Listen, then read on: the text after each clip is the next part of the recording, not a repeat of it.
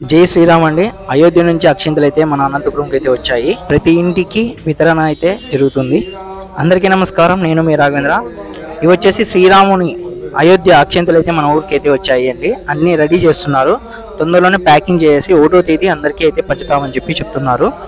అది ఎలా అనేది మరి అయితే మీకు షార్ట్ రూపంలో అయితే తెలియజేస్తాను. ప్రెసెంట్ అయితే ఇది అండి అప్డేట్. మరో వీడియోతో మరి కలుస్తాను. Please subscribe and support my channel. Bye, జై హింద్, జై శ్రీరామ్.